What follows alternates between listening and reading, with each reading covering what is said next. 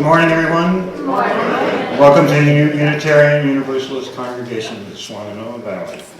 Happy Thanksgiving week. My name is Peter Howe, and I'm a member of the Board of Trustees. Here on Montreat Road, we are a welcoming congregation, standing together on the side of love and justice. We walk through this life with open hearts, open minds, and hope. Let's make this time we spend together today in this place make us braver, more compassionate, and wiser than when we set out to come here this morning. And remember, we don't have to think alike to love alike.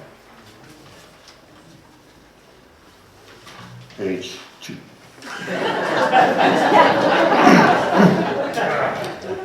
If you are new to Unitarian Universalism, you might take note of our mission statement, which is printed on the front of your order of service.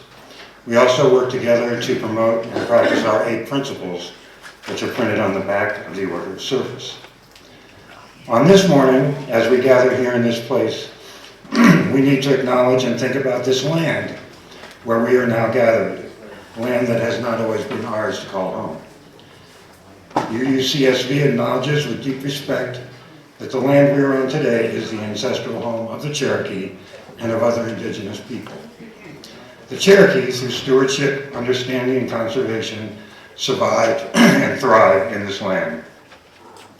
We recognize and should never forget their enduring connection to this homeland and this place.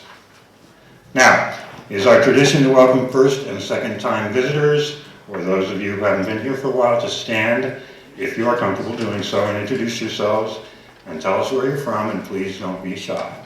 Start on this side of the room. Any visitors? Please stand. My name's Melinda. Just moved back from Montana, and I'm going between Pennsylvania and North Carolina right now. So first time here. Welcome. Welcome. Sean, I came here back in August, but then I had to work every other Sunday. So I'm back and happy to be so. Great. Welcome. Anybody else over here? Hi, I'm Jules. I'm from Vermont, and thinking I might like to live here, so. You would like to live here. Yeah, that's the big thing. I love that.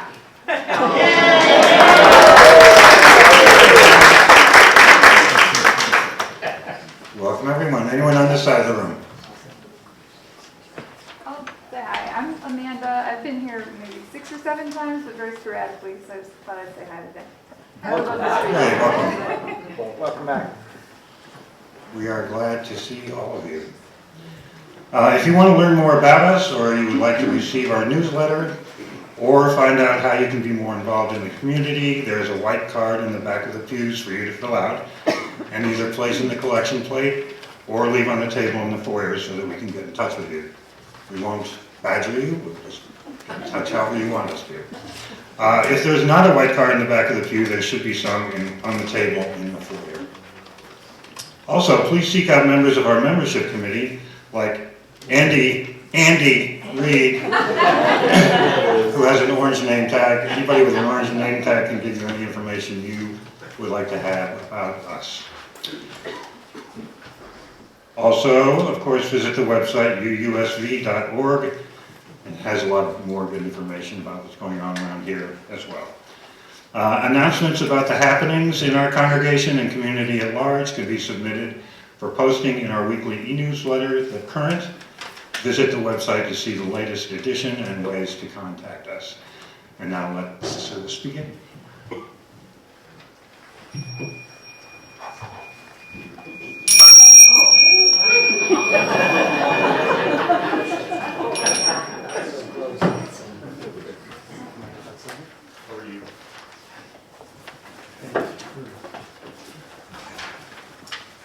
Good morning. Good morning.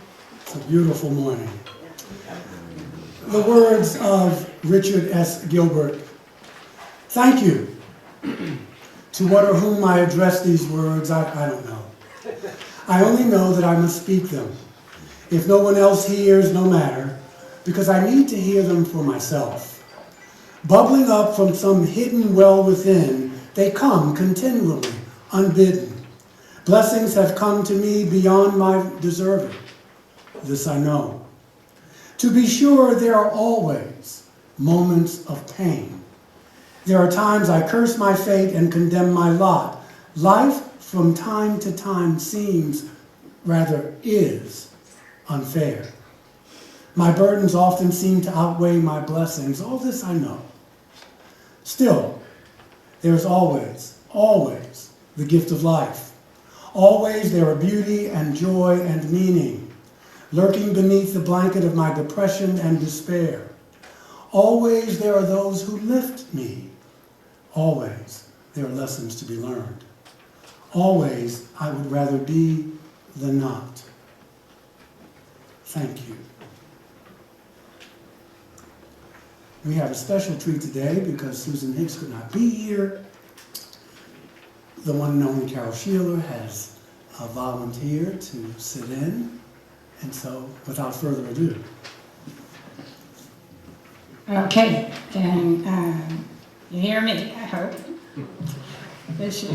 I'm here to present the story and would like to invite anyone who wants to come up, any of the kids, our students, or anyone young at heart, to join me.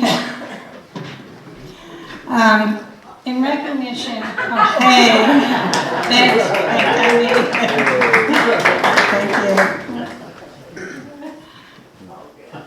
Thanks.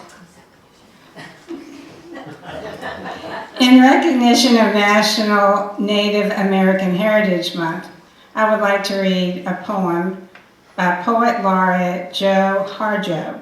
She's a Native American from Oklahoma, and she's a member of the Muskogee Creek Nation. The book is illustrated by Mikkel Good, who is a Caldecott winner, and she's also a Native American.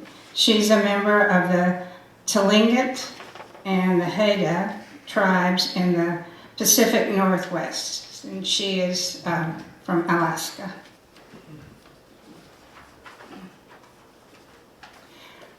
I'm sorry if you can't see the illustrations, they're just beautiful.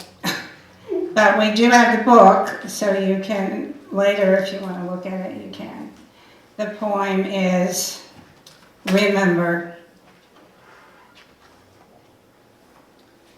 Remember the sky that you were born under.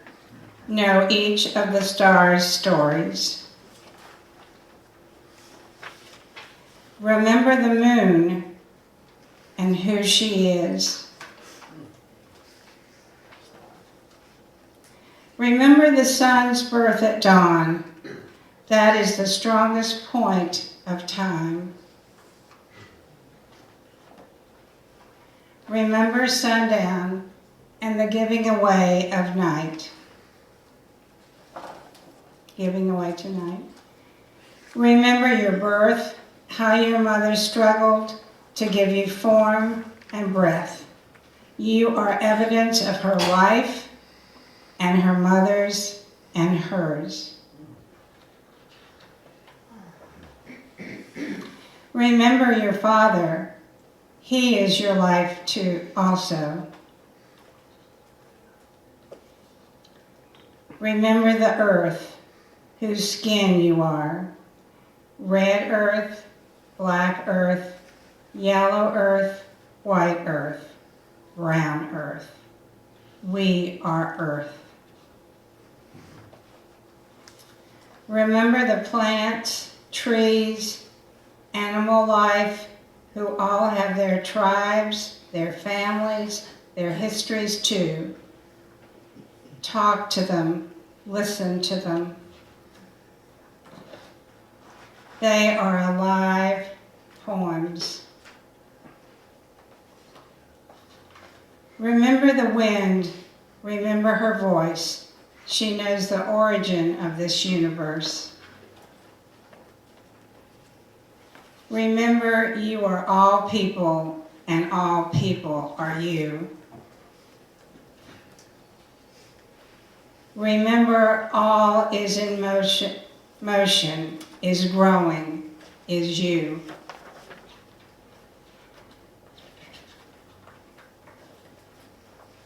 Remember, you are this universe, and this universe is you. Remember.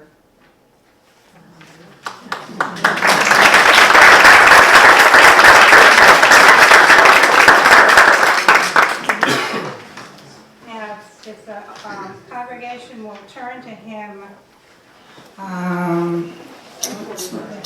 349, thank you. And we will go back to our classroom.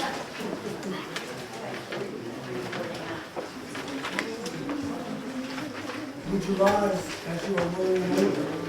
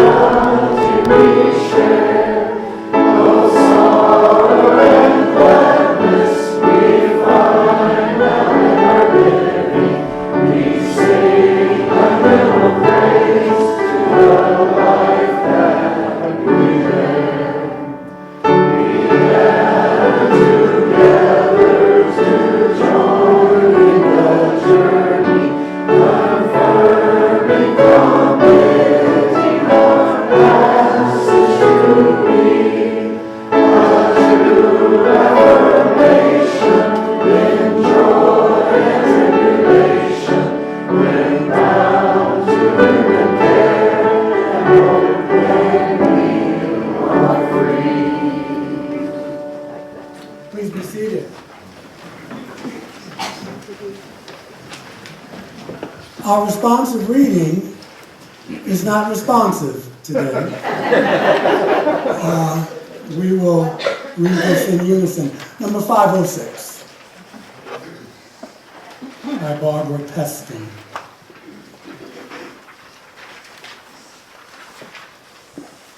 May the glory of the passing away of autumn lie about us, fresh gold for a time.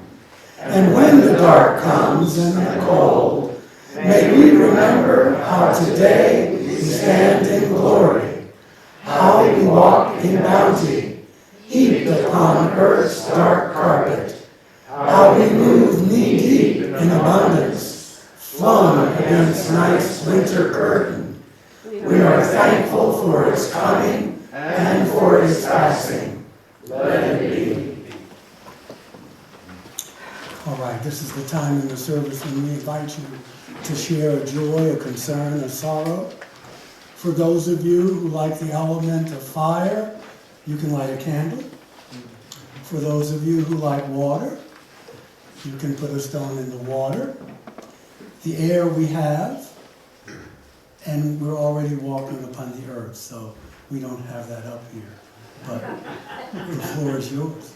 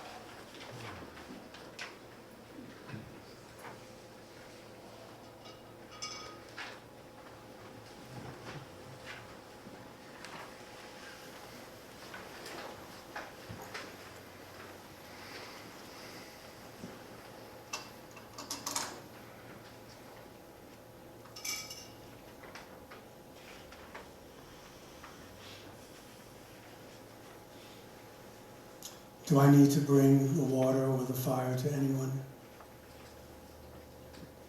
Okay. For those of you who, for whatever reason, decided not to come up, we're going to get you. We're going to get you.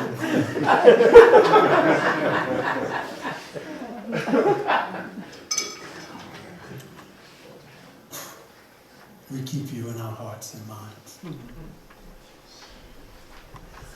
I want to thank some people who don't like the spotlight. I want to thank Deb and Ro for setting this up, for bringing what we needed. I want to thank Carol Black for the stones. And I want to thank you for not killing each other last night. And we'll see where we go. I'm thankful for that. We couldn't have done this maybe 2-3 years ago to split us. So I'm grateful. I'm very grateful.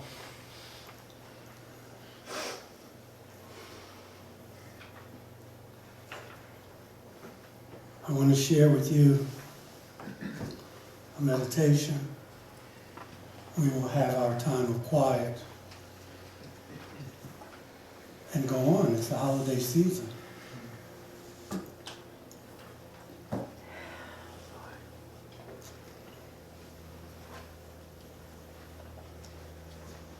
So please center yourselves as you are comfortable with and see fit. Spirit of life, I lift up my heart to you in gratitude for this gift of a hot shower that refreshes me. I lift up my heart to you in gratitude for this gift of a new day filled with possibilities. I lift up my heart to you in gratitude for the gift of good health and a sound body. I lift up my heart to you in gratitude for the gift of seeing the rainbow, the sign of your eternal promise in the sky. I lift up my heart to you in gratitude for the joy of putting on new clothing. I lift up my heart to you in gratitude for the deep and fertile smell of a rain-soaked earth. I lift up my heart to you in gratitude for the ability to fly high above the clouds, the fulfillment of an ancient dream.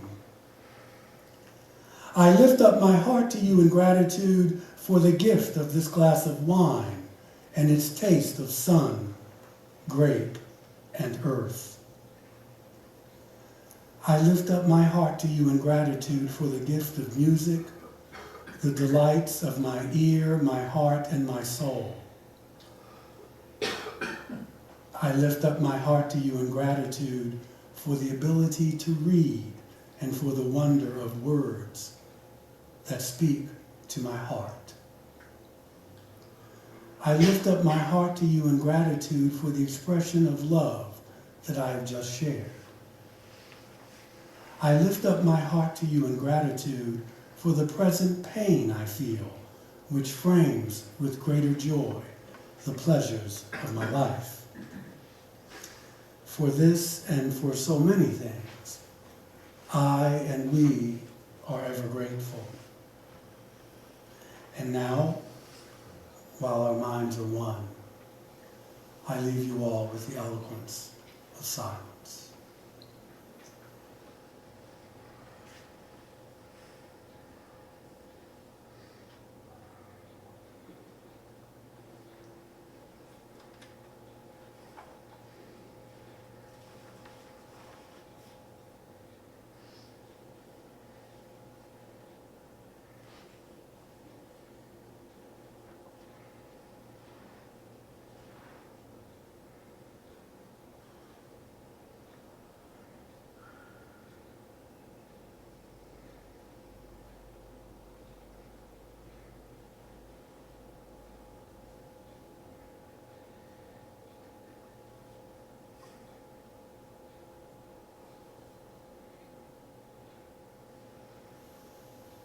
And so it is.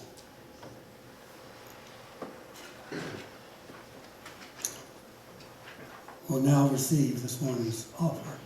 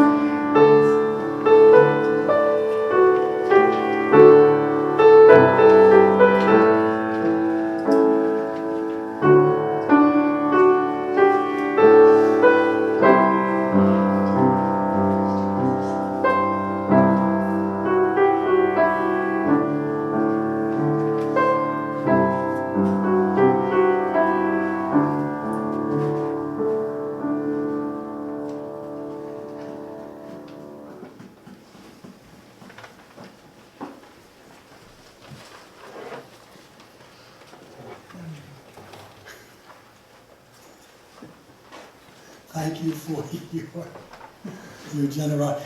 Larry just said he didn't take out too much this week. And I love him for his candor. I'm going to call the police in about 3 minutes.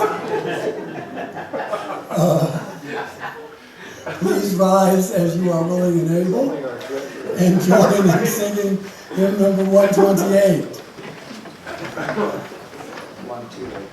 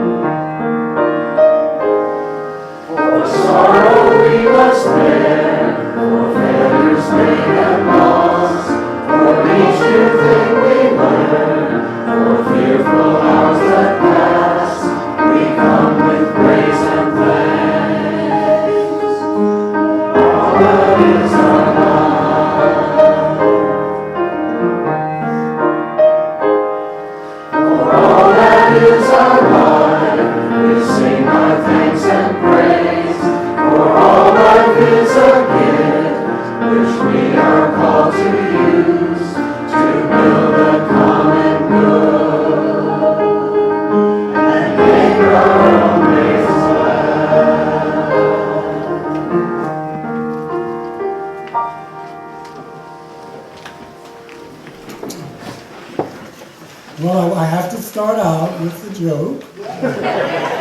And you may have heard it, but may pretend you haven't. A young man by the name of John, he received a parrot as a gift.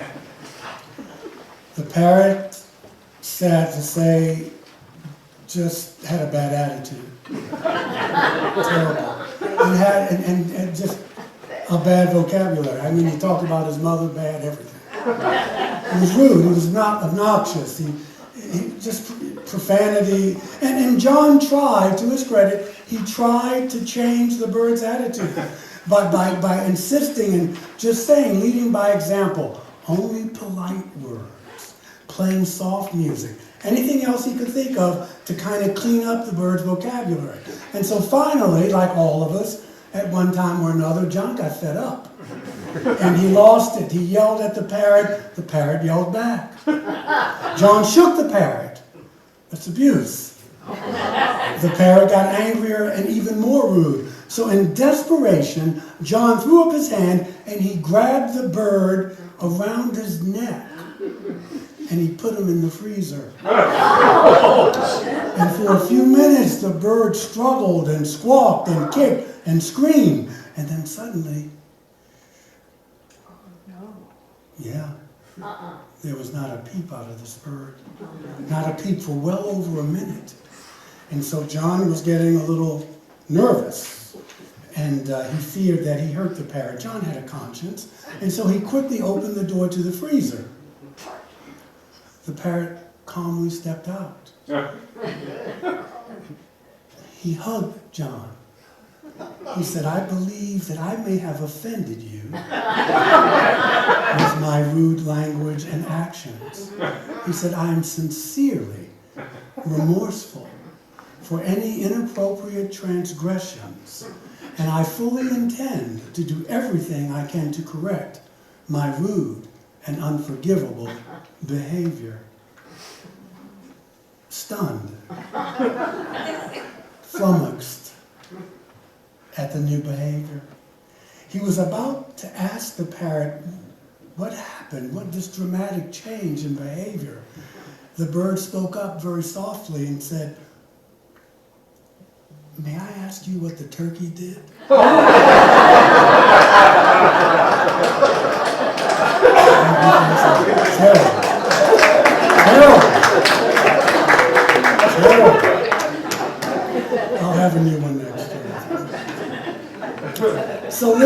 talk a little bit about Thanksgiving. Not an easy time, we know that. We can always go back to, what happened with the native folk and the Europeans, and we know that. That we know. So that's over here. We'll put that over here. When you think of Thanksgiving, what images cross your mind? A decadent and treasured gathering of your relatives at someone's home? Or seeing family members, maybe, after years or months of separation and catching up on past events? Seeing old friends from childhood all getting together, gathering around, traveling, let's not forget that, to enjoy a big dinner. Now, perhaps your memories are not as heartwarming as that, but Thanksgiving offers us a buffet of memories.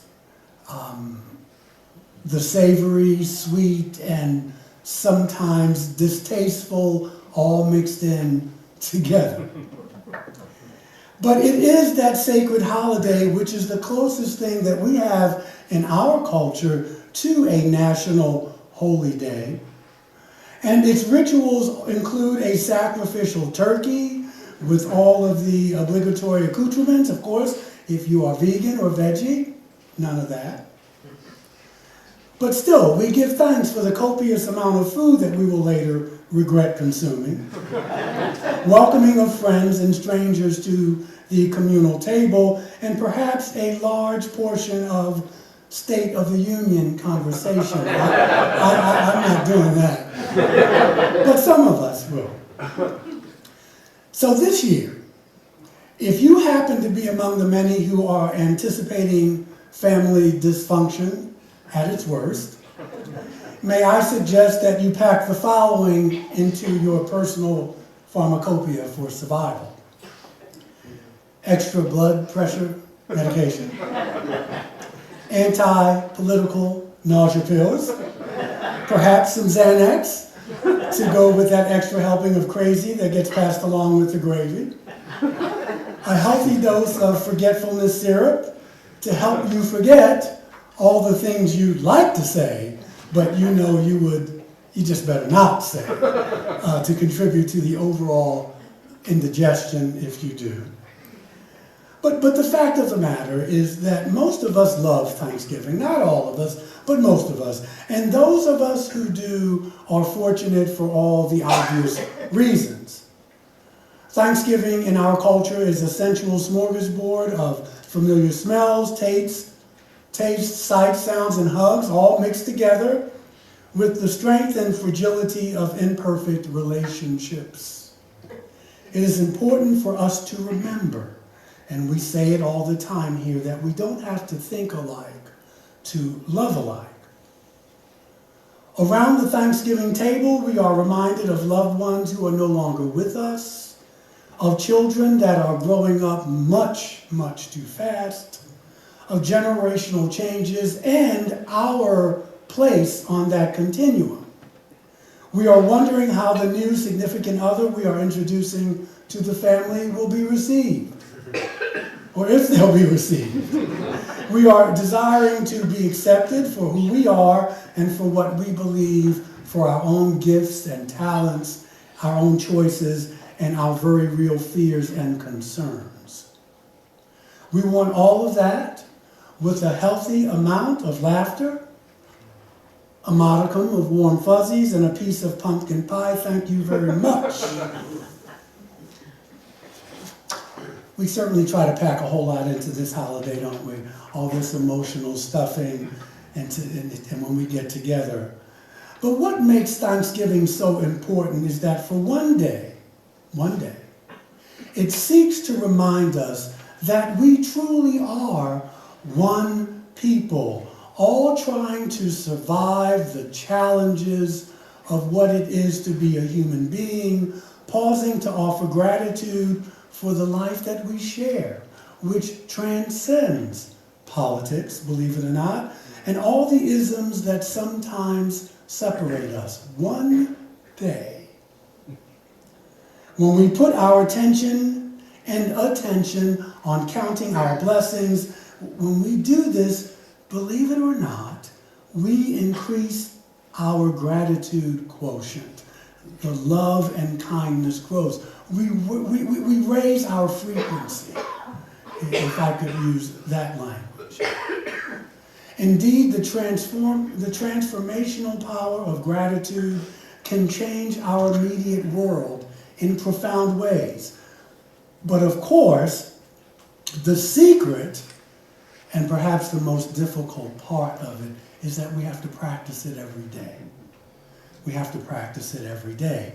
When we offer gratitude to another person, it blesses both the giver and the receiver. Real gratitude comes from an authentic place, and it has been shown to improve scientifically psychological, emotional, and physical health. It is also what? It's non-judgmental. It does not expect anything in return. Yet at the same time, it expands this feeling of well-being. And the expression of gratitude is basically saying that you matter and that I appreciate you. That's what Thanksgiving is about. So again, our favorite you mantra, we don't have to think alike, to love alike, comes into play. And there's scientific research, I don't know if you knew this, to prove that there's a tremendous transformative power that exists when we emote gratitude. Physiological changes occur. A study was done in the last half of the 20th century, a long time ago, by a guy named Dr. Masaru Emoto from Yokohama University in Japan. And Brother Emoto believed that water was a blueprint for our reality, and that emotional energies and vibrations could change the spiritual, no, he didn't say that, that's Michael. The physical structure of the water. We'll get to the spiritual part. It's all spiritual anyway. I mean, we just kind of compartmentalize it. This is secular and this is, it's cool. Emoto's water crystal experiments consisted of exposing water in glasses to different words. And pictures, or even music, and then freezing and examining the aesthetic properties of the crystals with microscopic photography.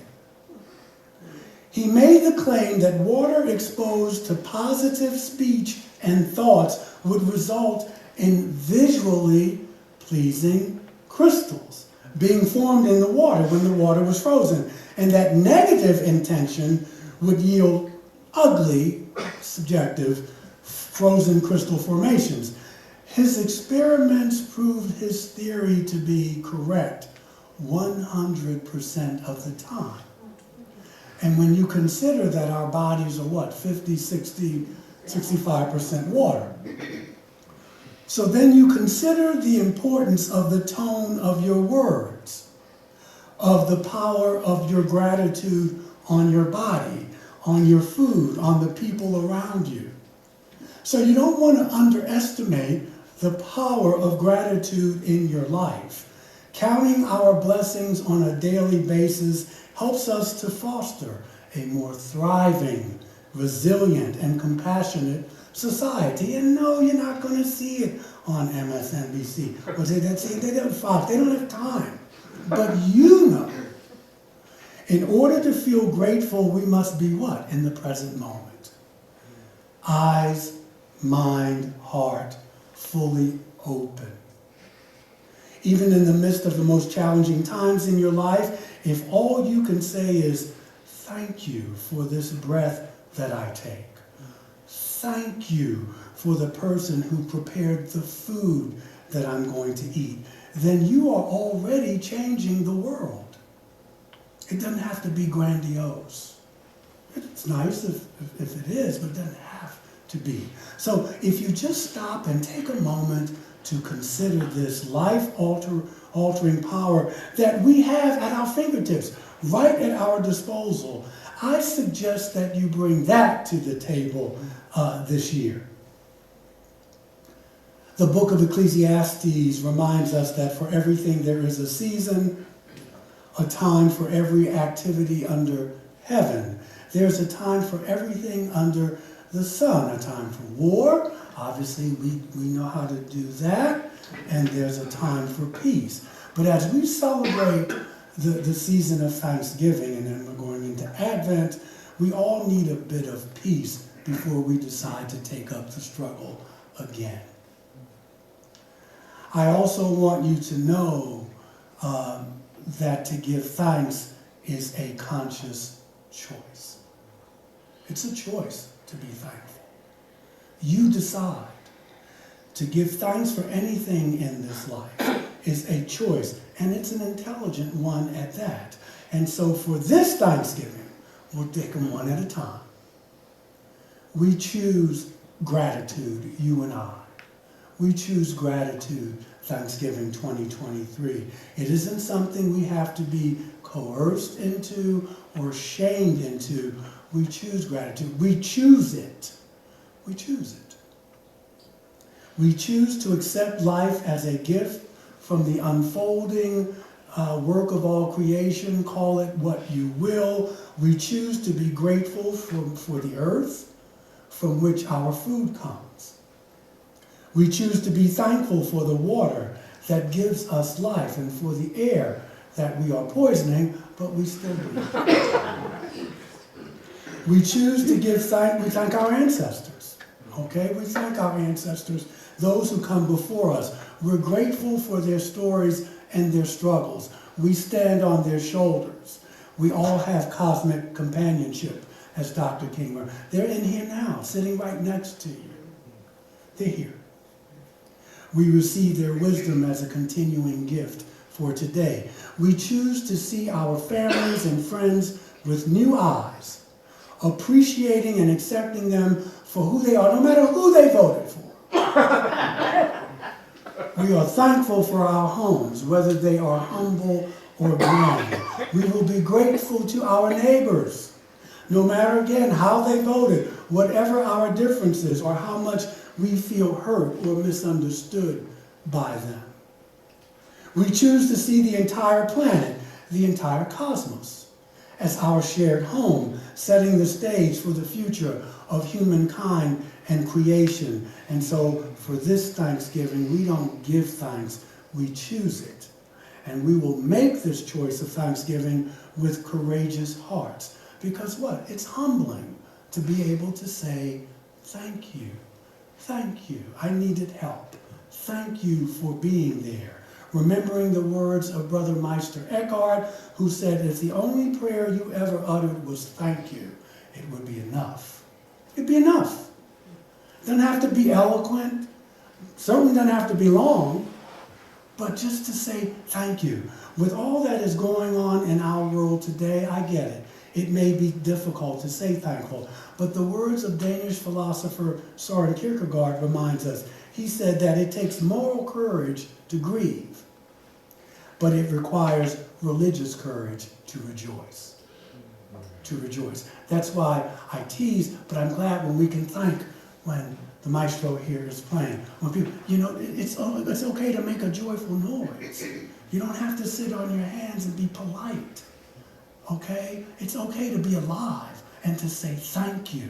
We choose to see a sacred generosity in the universe, aware that we live in an infinite circle of gratitude.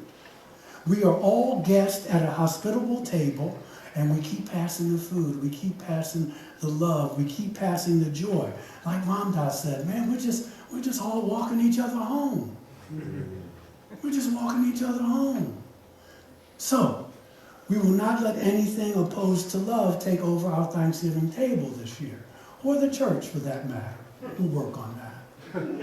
Indeed, we choose grace, free and unmerited love, because the gift is everywhere. And in this choosing and in the making, we will pass the gratitude on in this world. And so with you, I pledge today to choose to give thanks. We affirm the great spirit of life. Again, whatever that means to you will strengthen us in this resolve here and now and in the future, around our table, around the table of our nation, around the table of the earth, and beyond.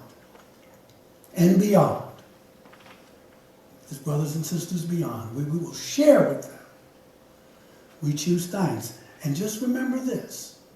On this Thanksgiving Day, that we don't have, not only do we not have to think alike, to love alike, but the work of our hands and our hearts will be waiting for us on Friday, along with an extra pound or two. I give thanks for the congregation.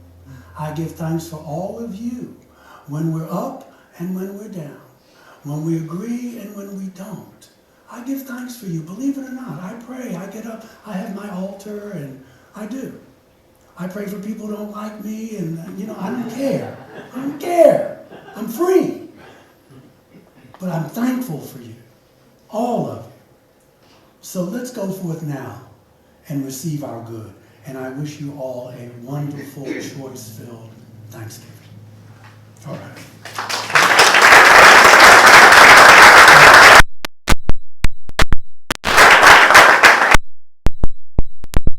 Rise as you are able and willing for our closing hymn, number 21, because we can't forget our mother on Thanksgiving.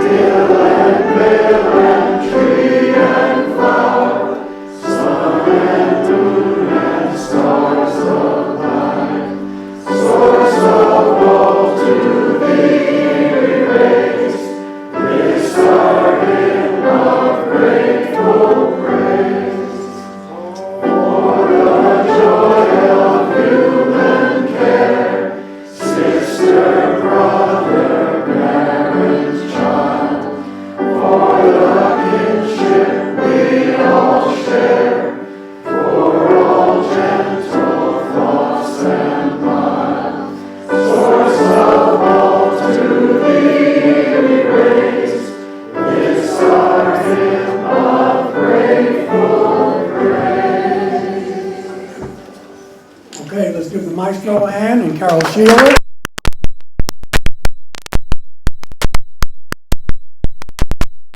So, to those of you who came here today seeking the holy, we fooled you. No, I'm joking. May the holy go with you and in you. For those of you who came here today seeking to embrace life, may life embrace you and return the affection. If you came here seeking a better way, may a better way be found for you, and you have the courage to take it step by step by step. The blessing of truth be upon us, the power of love direct and sustain us, and may we have peace in this community. And again, I love you all. even when I get on your nerves and you get on mine. And I love you, and I especially. And it's been a great year. Some bumps along the way, but I'm glad to still serve. And I wish you all a wonderful Thanksgiving, and we'll get ready for the next one, right? All right. Thank you.